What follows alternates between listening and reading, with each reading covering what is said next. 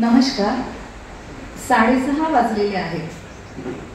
मी सौ सविता सातपुते कोट्टी सृजन उपक्रमाच्या 259व्या आणि सृजन चंद्रपूरच्या सलग 196व्या कार्यक्रमात आपणा साऱ्यांचे हार्दिक स्वागत करते. कुठल्याही शहराची ओळख त्या शहराचा सांस्कृतिक आणि साहित्यिक चेहरा कसा आहे यावरून होत असते.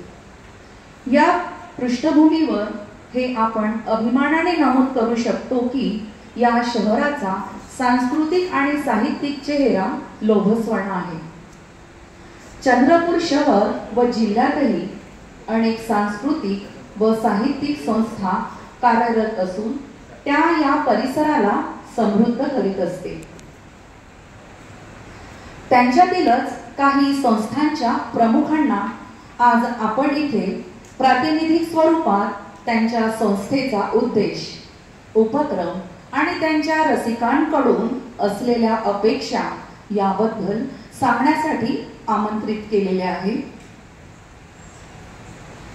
सृजन मुक्तांगणात आज साहित्य व संस्कृतीचा शहरात यापूर्वी कधीही न झालेला संगम होतो आहे. सूर्यांश साहित्य व सांस्कृतिक मंचाचे अध्यक्ष श्री इरफान शेख, फिनिक्स साहित्य मंचाचे संस्थापक श्री बंडूभाऊ नगराळे, विदर्भ साहित्य संघ आणि भारतीय शिक्षण मंडळाचे अध्यक्ष श्री प्राध्यापक श्याम हेडाऊ, स्नेहांकितचे श्री जितेंद्र बोझावार, संस्कार भारतीच्या अध्यक्षा संध्या विरमलवार आपल्यात उपस्थित आहेत. या साऱ्यांना मी व्यासपीठावर आमंत्रित करते.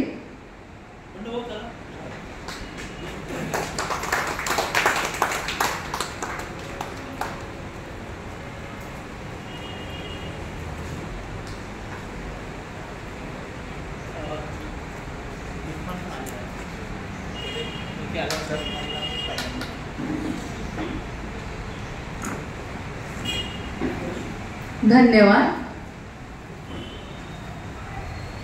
अतिथी देवो भव. आता अतिथींचे स्वागत.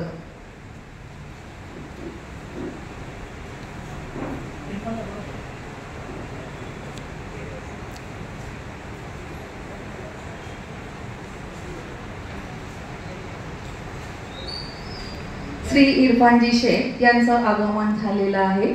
त्यांना मी व्यासपीठावर आमंत्रित करते. धन्यवाद. श्री इरफान शेख यांच्या स्वागतासाठी मी शरोयू कुबेर यांना पाचारण करते.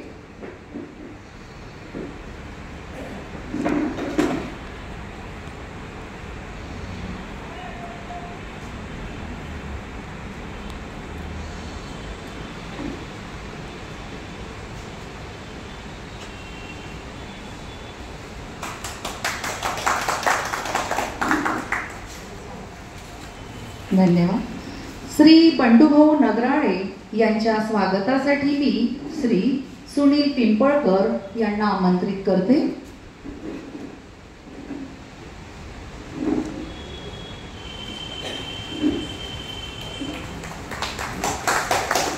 काका इकडे बघा.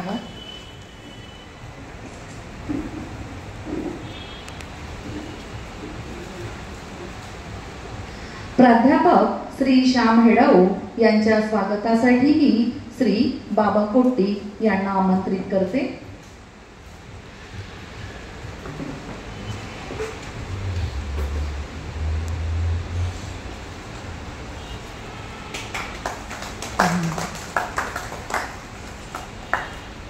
श्री जितेंद्र बोझावार यांचे स्वागत सौ मुक्ता बोझावार या करतील अशी मी त्यांना विनंती करते.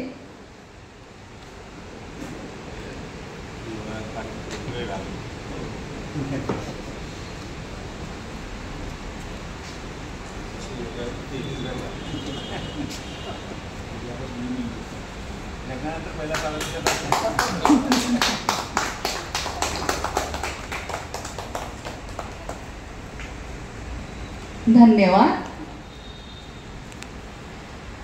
सृजनच्या कार्यक्रमाची चौकट 6:30 ते 8:30 अशी असते, पण अपवादात्मकरित्या कार्यक्रम 8:30च्या पुढे गेला तरी चालतो. आजच्या कार्यक्रमाची व्याप्ती लक्षात घेता आजचा कार्यक्रम 8:30च्या पुढे जाऊ शकतो याची कृपया नोंद घ्यावी ही विनंती. सृजन मुक्तांगण आहे. सृजनला कार्यकारिणी नाही, पदाधिकारी नाही, कोणाकडून काही अपेक्षा नाही. जो सोबत येईल त्याला घेऊन सृजनवारी प्रत्येक महिन्याच्या शेवटच्या रविवारी 6:30 वाजता रवाना होत असते. सृजन ही वारी असल्यामुळे कार्यक्रमाची औपचारिक आमंत्रणे नसतात, पत्रिका नसतात. कोणाला या म्हणून आवर्तन नसते, कारण वारी ही स्वयंस्फूर्तपणे सहभागी होण्यासाठी असते अशी सृजनची श्रद्धा आहे. सृजनमध्ये प्रायोजक नसतात. कोणाकडून 1 पैशाची पण मागणी नसते आणि कोणाकडून पैसे पण घेतले जात नाही. 2009 पासून अगदी आतापर्यंत म्हणजेच 2025 पर्यंत प्रत्येक कार्यक्रमाची आर्थिक जबाबदारी सृजन ॲडमिनच घेत आलेला आहे. हे इथे उल्लेखनीय. सूर्यांश व फिनिक्सचे पदाधिकारी इथे उपस्थित असल्यामुळे एक प्रसंग सांगण्याचा मोह आवरत नाही आहे. हा सृजनचा सलग 196वा कार्यक्रम आहे. हा प्रसंग आहे सृजनच्या 65व्या कार्यक्रमाच्या वेळीचा. तेव्हा सृजनचे कार्यक्रम डॉक्टर श्यामाप्रसाद मुखर्जी हॉलमध्ये व्हायचे. त्या कार्यक्रमात सृजन ॲडमिनच्या ध्यानीमणी नसताना सृजनचे चाहते ॲडव्होकेट जयंत साळवे यांच्या पुढाकारात व्यासपीठावर आले आणि तब्बल 65,000ची रक्कम सृजन ॲडमिनच्या स्वाधीन केली. हा एक सुखद धक्का होता. सृजनवर लोकांनी दाखविलेल्या विश्वासाची ती पावती होती.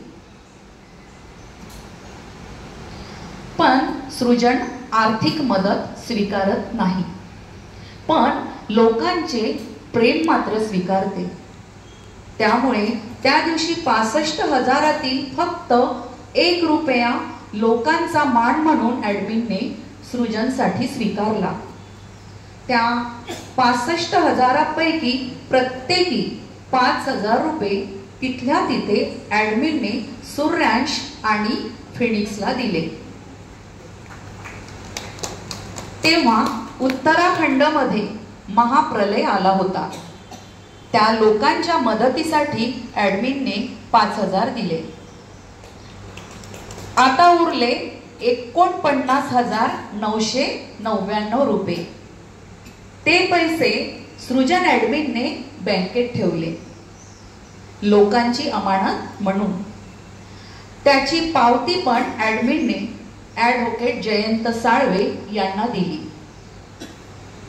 ते पैसे बरीच वर्षे बँकेमध्ये जसेच्या तसे पडून होते, पण ॲडमिनने त्याला हात नाही लावला.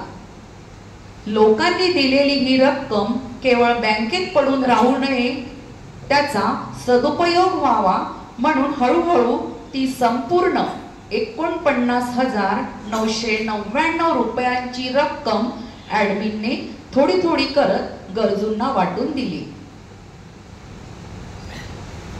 असो, हे विषांतर झाले. आता वळूया कार्यक्रमाच्या गाभ्याकडे.